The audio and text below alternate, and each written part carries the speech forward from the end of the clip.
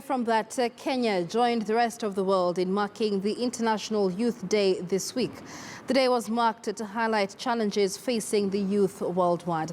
Let's not speak about these challenges here in Kenya. And to help us understand more, we have David Ndwati, who is the chairman of Youth Nation, as well as Miriam Obara, communication officer at Siasa Place. Ladies and gentlemen, good morning and thank you for making time for us on News Center today. Miriam, let me begin with you. The theme for this year's International Youth Day was quite timely, theme being transforming education.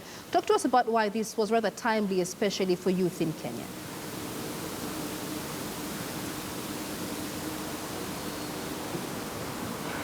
Yes.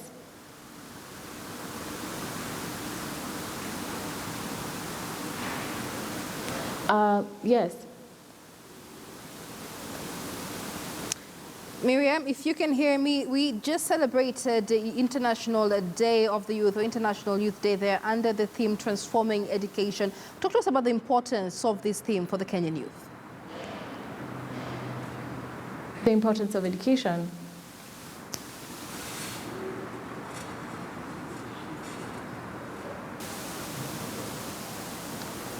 All right, we do apologize for that. Miriam is joining us live from our City Center studios. We will work on that technical hitch and get her back to you. But in studio with us is David Ndwati from Youth Nation. David, many thanks for your time on News Center today. Talk to us about what Kenya celebrated on the 12th, on the International Youth Day.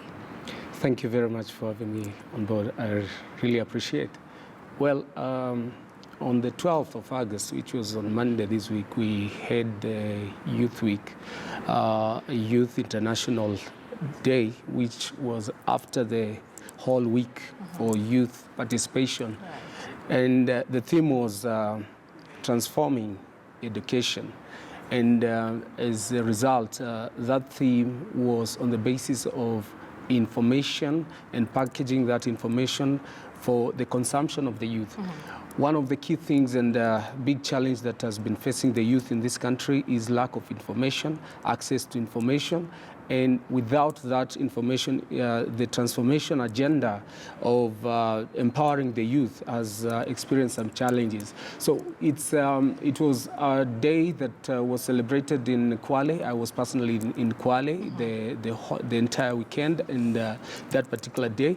But that aside, the biggest challenge that was experienced on that particular day also was the low turnout of the youth. Right. Yeah, most of the youth were not aware that such a day exists in the international calendar, and most of them were actually caught up with the event, and that in itself shows where we are as a nation, and especially the young people. For one thing, if the information is not given out to the youth who are out there, again, it becomes a very big challenge to, to give the direction of empowerment, because information itself is the power. And a time is coming up that the youth must be involved and should be involved in issues of leadership. They are supposed to be involved in issues of consultancy, in terms of consulting and deliberating on national issues. And you find that most of them, they don't even know that there exists a day such as the Youth International Day. Absolutely. Yes. And of course, the Constitution stating very clearly that access to information is a constitutional right. Let's bring in Miriam Obara now, the communication officer from Siasa Place. She's live for us from our City Center studios. And Miriam, David raises that among the challenges young people face is accessibility to information. Talk to us about this theme, transforming education, and how important it is in this particular time in Kenya. Transforming education, thank you, is very important. And when you look at our current situation, we're still in realization of Article 55 of the Constitution. And this year, the theme being transforming education, we have many youth who are graduating from school and they have no placement, no jobs. So youth unemployment is high. And also, I'd also like to note that when you look at the situation in terms of our education, are we preparing our youth adequately enough for the job market? So there's a lot of factors that have been brought up in terms of this year's theme, and also in terms of access to information. I would say, is the government properly advertising for public participation, appropriately? Does everyone read the newspaper? So are they looking into innovative ways of reaching the youth? We have social media. So those are things that we can factor in.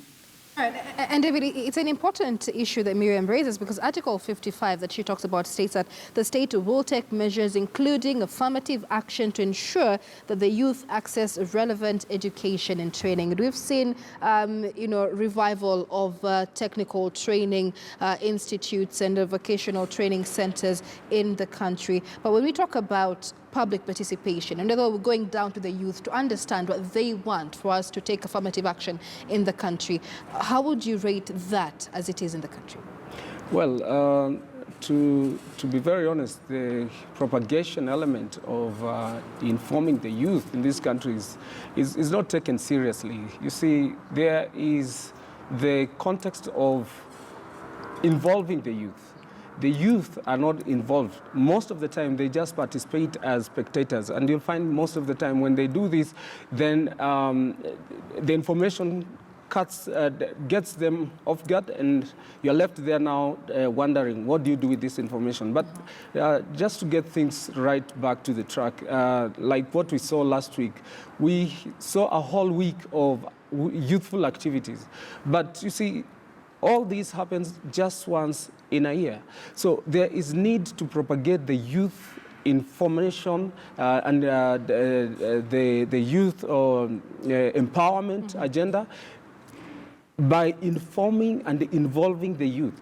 Well, if you begin with the issue of empowerment, the employment aspect of it is one angle of empowerment. But when the youth are prepared just for the job market, then we are displacing their hopes, because as we speak, the job market in the world, not in Kenya, it is not there. There's need to look at empowering the youth to create those opportunities.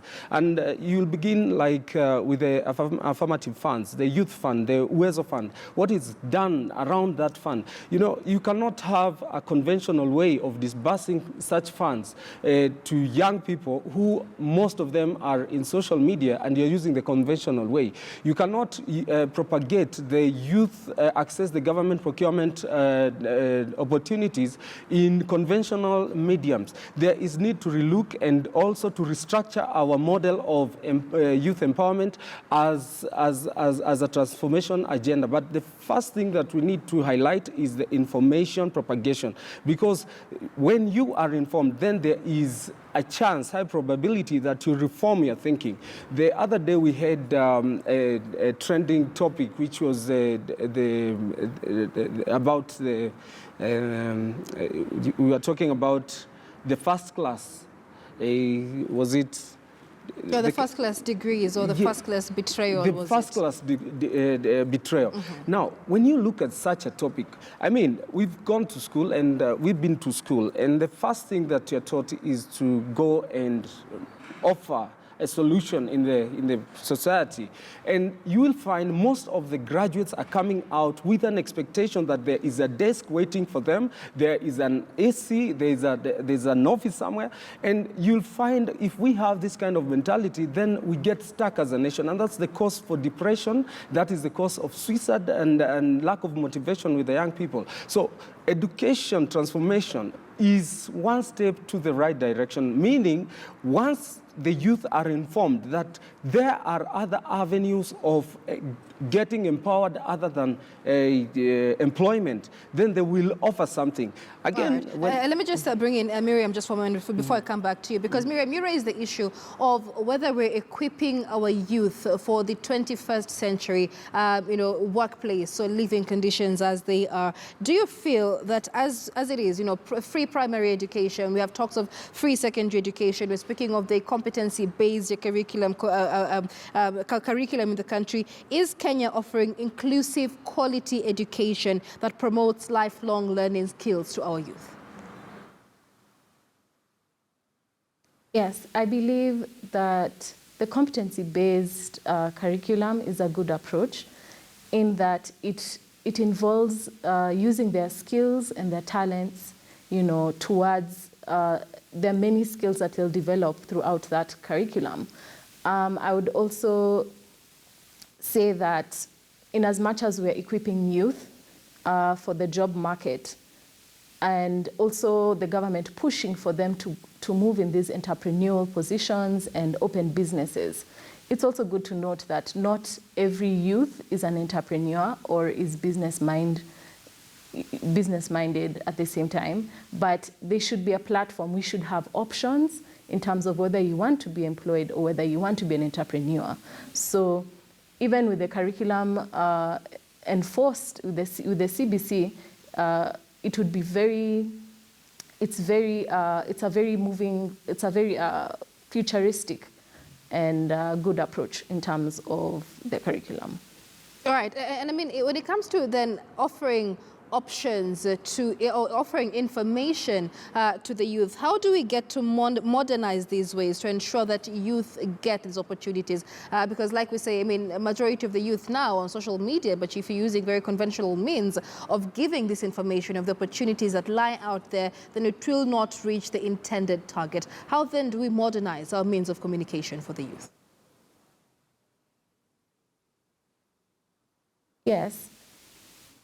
Social media is a platform that has been there, and it's a very important tool that the government should use to its advantage. Many youth are out there. They're on Instagram, they're on Twitter, they're on Facebook, they're on Snapchat, and how are we using these tools to be able to convey their messages to them? It's very important that we maximize the reach in terms of how they can get this information of opportunities, because most of the times it's even on WhatsApp where people are sharing this information. And so how are they using these tools to their advantage? All right, and David, let's come back and speak about the fact that there seems to be a breakdown even in society. The traditional family structures seem to be broken down. Youth are battling with issues of HIV and sexually transmitted diseases, and these are issues that seemingly are incorporated in the education curriculum, because we have sex education as part of the education curriculum as it is. Talk to us about why some of these things are manifesting themselves now more than the youth of previous generations. Thank you. Well, the first thing that we have to appreciate that in this century is a century of technology. So information, and I'm talking about even uncensored information. Now, the problem is because of lack of empowerment opportunities, most of the young people are spending a lot of their time scrolling and doing a lot of browsing online on material that will not benefit them.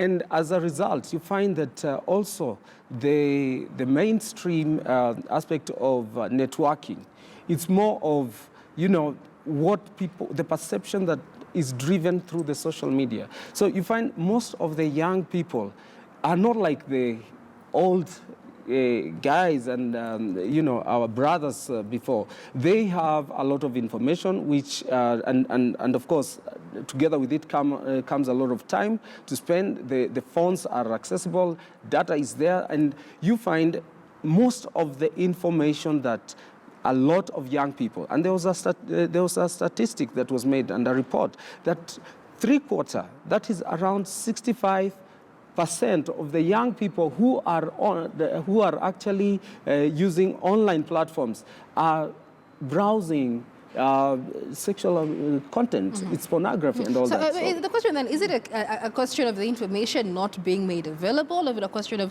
the youth not looking for the right information because they have access to these devices? Well, I think it is all a matter of priority, because we have young people who are kind of microwaved set up.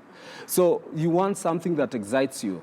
I can tell you for sure, if you tweet something that is about empowerment, you'll not get even a like. There's nothing, you know. But if you go out there and, you know, you do something, you know, funny, sexy and all that, then you find a lot of attention. So the thing is, it is not lack of the right information. It is lack of the right priorities. And I can say that that comes into effect because most of the time, a young person is in school. Out of school, you have nothing to do. And now, as a result, when you're making a research and probably you are doing your paper or your thesis, for those who are doing their masters and all that, you find that it is contentional that you are going for the right information. But now, what happens to this young person who is in high school, and especially like right now that schools are closed? What kind of mentorship is there? So I believe that right now, mentorship is lacking.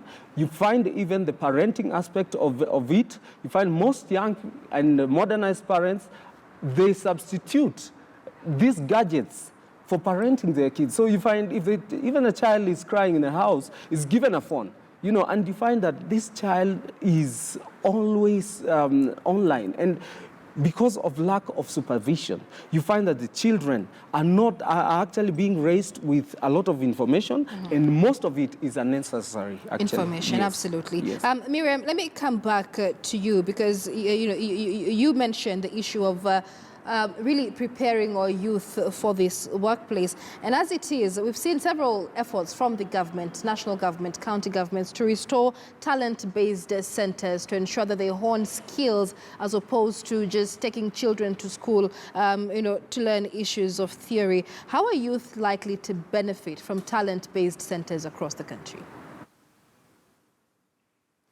I think it's a brilliant idea. I think it's very important to build those skills, those talents that they are, your child has.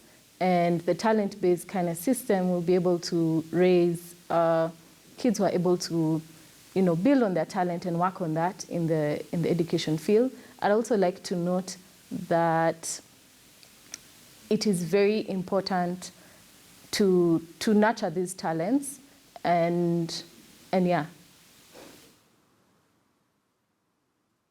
All right, many thanks. That is Miriam again.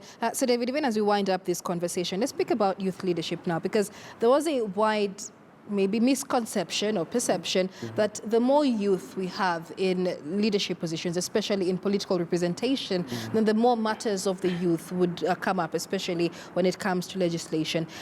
This parliament, I believe, has the largest number of youth leaders, 48 if I'm not wrong. Have we seen a change stemming from that? Are youth being represented ably within legislation? Well, there's yes and no. Yes and no for one thing. When the youth get into political leadership, and especially in legislation, the prioritization of youth challenges and solution takes a backseat. So you find that our representation is not driven by the empowerment agenda. It is more of a political cycle. So you find that the leadership in the youth, a lot of the time, misses the right priority. And I'll highlight three things. We have an employment bill, Act of 2015, which then Honorable Sakaja actually fronted, and it was assented into law. But now, employment is not something that you can rely on as a nation, because as we speak, most of the corporations are cutting and scaling down. So the need for an youth empowerment bill right now is very necessary. Why? Reason number one, there are opportunities for the youth within the youth access government procurement opportunity. But now you find that being a policy and a law is not supervised efficiently. So you find that there are so many lapses and which allow those people who are not even youth to engage and do business that is set aside for the youth. The second thing, the affirmative funds as Youth Fund, Wezo Fund and such. recently the president consented and actually approved that the consolidation of Youth Fund and Wezo Fund Women Enterprise into one kitty to be done. But it is very unfortunate. The young legislators are the ones who are shooting down that proposal.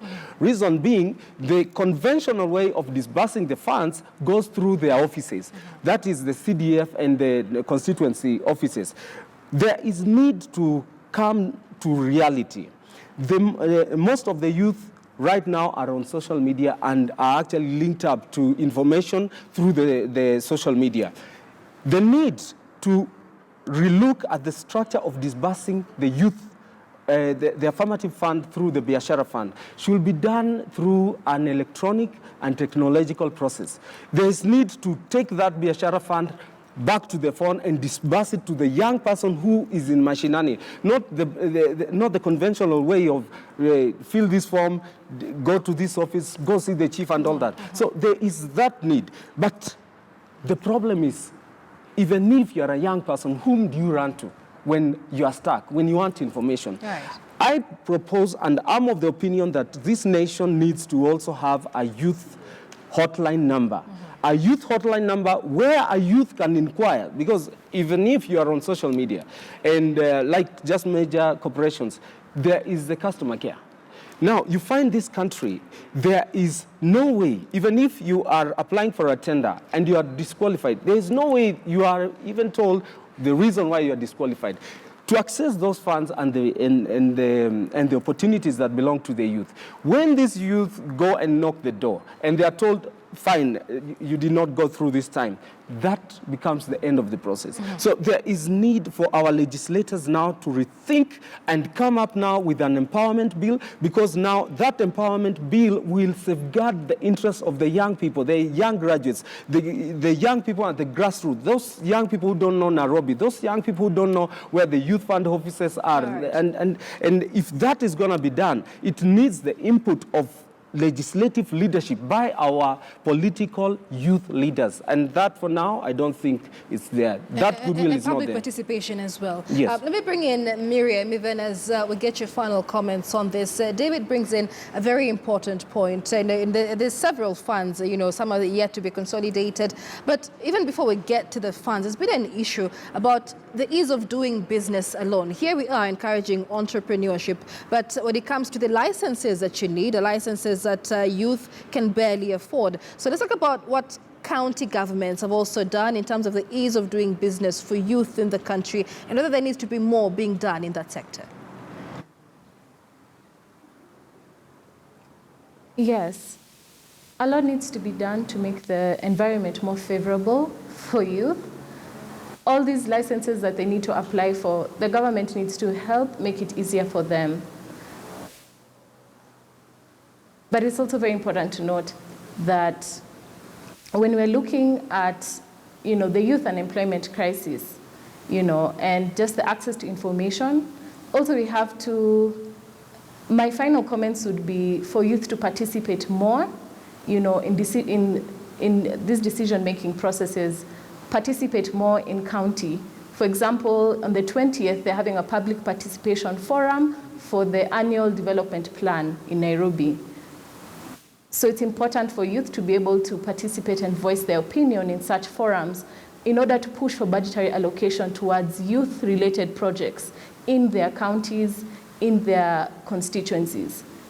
All right. Many things. And as we wind up, David, your final comments very briefly. I mean, it's been a conversation that's happened for quite a long time. Youth always, crying out for their share, always calling out for unemployment. But this is the largest. I mean, we make up the largest percentage of the Kenyan population. How can youth consolidate their power to make their voice heard in Kenya? Well, thank you. The reason we are Youth Nation is because we are consolidating the youth, the masses. Actually, our mandate as an organization is to bring together all the youth groups and the CBOs in one basket. So we need to have and formulate a youth union, a union that highlights and champions for the issues that affect the youth. But more so, also, that brings on board solution, because the solutions on the challenges that we have as youth will come from us as the youth. So there is need as young people, regardless of where we come, which region, which tribe, there is a need for us to think alike and to say now that we are so many. Our participation is not on government formulation through the campaigns and electioneering process. We are supposed to be the people who sit now on the leadership and call now for and demand now for our rightful positions and opportunity. And to just sum it up, there is no way a young person who is not informed will be reformed. And if you are not reformed, there is no transformation. So information must be the key word, the reformation of our minds, that hakuna kulilia serikali, that kind of things, serikali's idea, that should become a thing of the past. And lastly, the youth need to understand that we have the numbers.